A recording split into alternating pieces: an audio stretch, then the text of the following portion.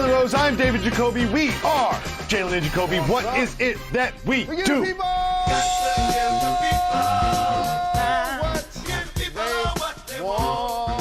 Jalen Rose, there's a lot of summer basketball happening in the Pacific Northwest. Friend of the show, Isaiah Thomas, was hosting a game. There's no big deal, just hosting a game. And it was Paolo Banchero and Dejounte Murray. And there was one clip that stood out amongst the rest. Take a look at this and tell me what you see. Ooh, these are the tales, the freaky tales. These are the tales that I tell so well. I see you, Dejounte. He's going to be teaming up this year with Trae Young in Atlanta. They're going to do work. And again, it just so happened that was against the #1 overall pick in the draft. Mm-hmm. And not many people in the national media can say that they've been to the Seattle run. I went to the Jamal Crawford run. I saw Paolo play. I saw Chet play. Saw Jaden McDaniels play. I missed Dejounte that Sunday. And so this is just competition. However, when you freak it like that and you give him the stare down and you bark at him a little bit, that means it's a little extra on it. It was. And I ain't mad at it at all. Well, there's a lot of extra on it. There's other video from this game that we don't have where Dejounte Murray is calling him a little boy. They were going back and forth. He kind of bumps into him when he's at the foul line at one point. And then as it always does, it spills into social media. I'm sure you've seen the back and forth between the two of them. And there seemed to be a little respect, but a little disrespect at the same time. It's kind of like they had the gloves on. The gloves weren't off on social media. But what do you think about the back and forth after the game? Hey, dog. This is what you want. Let me tell you something. There was a period of time where Detroit had Derek Coleman, Steve Smith, lottery picks, and then Chris Webber, Jalen Rose, and then Tractor Trailer and Maurice Taylor. We could go on and on and on about the lineage of basketball in the city. But when we played at the Saint, we went at it.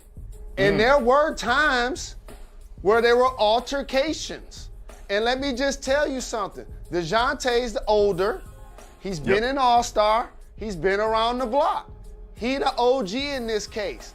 Like he said, I remember allowing you to grab rebounds for me and having you in the gym. He's the OG, just like they did for me. So now when you come back, they keeping score.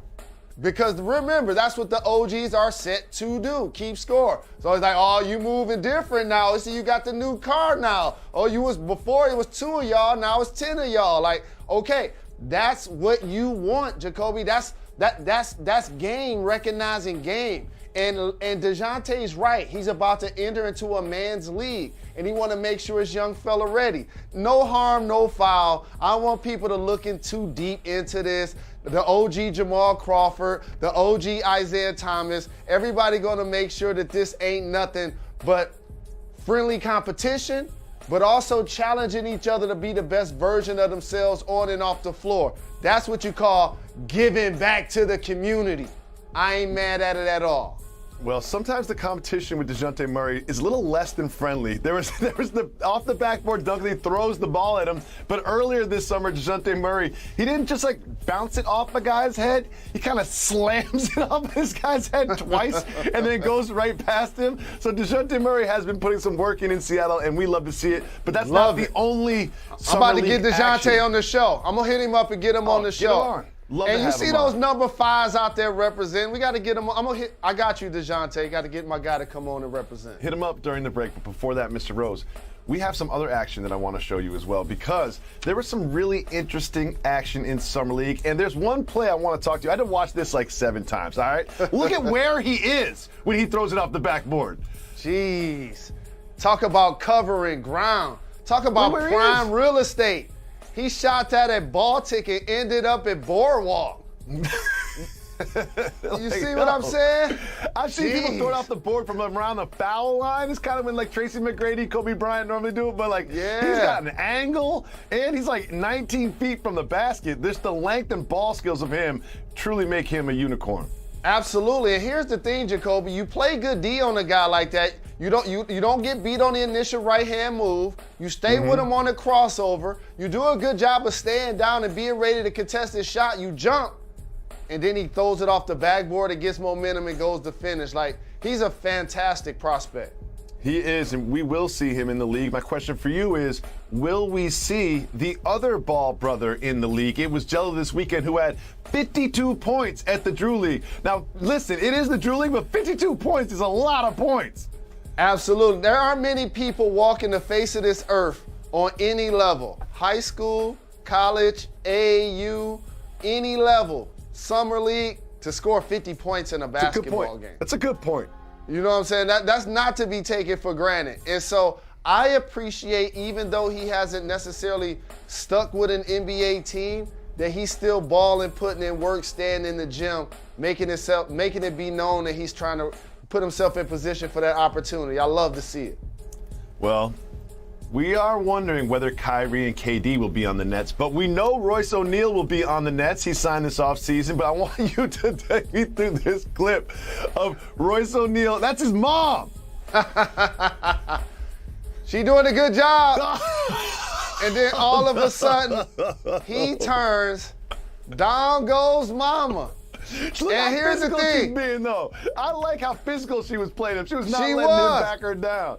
But here's the thing. She was doing the opposite of the Rick Mahorn when he pulls the chair from underneath. Like, she was bodying him, she was using her knee, and then when he spit, you know what I'm saying? It was almost he pulled the chair from under her in reverse. It was great to see. I'm pretty sure. I gotta see that again. Look at the chicken wing. Look at the chicken wing. Good job, Mom. Give it to him. Hey, Royce. Hey, Royce. That better come with a shopping spree. That better come with a month at the spa with massage therapy.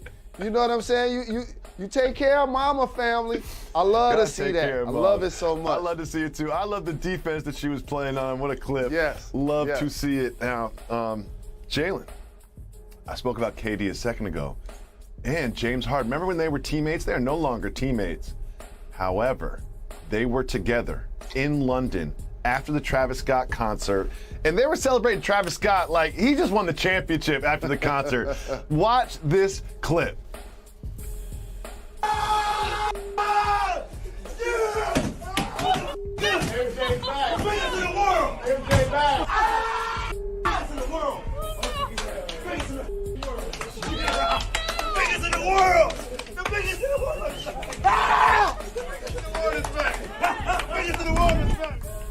Biggest in the world, Jalen. Biggest in the world. What do you think about Harden and KD supporting Travis Scott? I love it. Travis Scott, dope performer. And in the sports context, think about it. When you're performing in front of an audience, right? These are championships each night. People paid their hard-earned money to come see him, commuted, flown, planes, trains, automobiles. You get up on the stage, so many things have to go right. The DJ has to be right. The sound has to be right. You have to be in tune. You have to do your thing. It's a choreographed orchestra, even though Travis Scott is the star.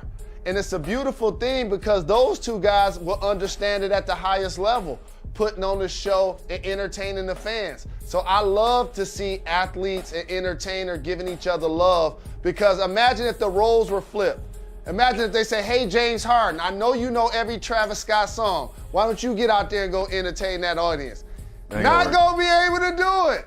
That's the beauty of it. One thing I love about Travis Scott is the energy that he delivers to the stage through his songs and his performance. And I saw a clip of him performing for an empty place with like 8 people, still bringing that much energy. And now he is in London tearing it down. Jacoby, I ain't gonna front. Find you a friend that's loyal as KD. Because let me tell you something. The way James Harden quit on the Nets, we have to have some real conversations. You know what I'm saying, dog? We ended up trading for Ben Simmons. You think the words Kyrie Irving came up at some point during that trip? Absolutely. So we traded you for Ben Simmons, and he had surgery and didn't play. And the Warriors won the championship. They didn't pay Kyrie. Now I asked to get traded. You don't think they've had some conversations? Find you a friend that's as loyal as KD. I appreciate whatever friendship they had before they played together that they still have afterwards. And this is a further reminder for me, if you're the Nets, don't trade KD. Don't do it. Don't trade KD. And He's I also still wanna under give KD contract. I want to give KD another shout because he bodied somebody on Twitter this morning as well. Like, hey, KD is the best. I love that guy. And I can't wait to see him and Kyrie Easy and money Ben sniper. Simmons Don't team break him up. on the Don't break Brooklyn him Nets. up. Game 1. Jalen, we've been keeping a running list of athletes this summer that are in, quote unquote, the best shape of their life. And guess what? We've got a new one. Someone who you have been imploring to get in the best shape of their life, Luka Doncic. What are the implications of Doncic being in the best shape of his life? Oh man, this show is so ratchet and I love it so very much. The funniest thing on that screen is the fine print that says still on our radar. Still waiting for Zion. We're still waiting for you, Zion. We got a version of this graphic with his name on it and his picture on it, just ready to go. But how about Mac Jones? Like, how about Cam Newton used to give him a backhanded compliment and call him mac and cheese? Mac and cheese. And they say the young fella's been struggling without Josh McDaniels. I think he'll get it together when the season starts. But in all honesty, Luka being in the best shape of his life is going to be a game changer, not only for the Mavs, but for the NBA. I've predicted when athletes start to realize that everything that I put into this temple affects how I perform, now all of a sudden you start to look at life and you start to look at your diet different. You start to look at getting your rest different. And now Luka is going to be training. You see videos of him actually training now. And so based on that, do not be surprised if he balls the way he balled last year in the playoffs in particular and keeps elevating with the additions that they've added all this offseason. He's in pole position for me. I don't know what Vegas says, but I'm going to be Rostradamus here. Luka winning MVP this year. So I could see that happening. However, I think the team's record needs to be at a certain place for that to happen. I know what I'm going to get from Luka, but will the addition of Christian Wood, will the subtraction of Jalen Brunson affect him? What about Tim Hardaway Jr.? Will he be healthy and playing to where he was before? There's a lot of question marks there. There's a lot of question marks there that have nothing to do with Luka Doncic that could affect whether or not he's the MVP. I got you. See, it's only going to be two guys in the top 3 in these couple of categories. For Luka, it's going to be points and assists. For the Joker, it's going to be points and rebounds. Now, for Luka, he'll still get me close to 9 rebounds. You know what? Luka can average a triple-double this season if he wanted to. I don't think You know what? Luka, here's what I need from you. Oh, the claps came out. I need a triple-double. I need Luka to average a triple-double and win MVP this year. You can drop a couple of points, add a couple of boards. Luka MVP averages a triple-double. I'm putting it out there. Let's get it. Giannis is out there. He'll be better. And then we have Joel Embiid out there. We got Joker out there. There's a lot of competition, so we'll see. But Jalen Rose is predicting. He get a chance to work out with Sham God. Luka Doncic. He get a chance to be around the greatness of Jason Kidd. Well, Jalen, Luka triple-double MVP. MVP. About MVP level players, but soon we'll be talking about players who may have been former MVP level players that right now do not have a team. We'll show you that list, some big names on it right after this. You're watching Jalen Jacoby.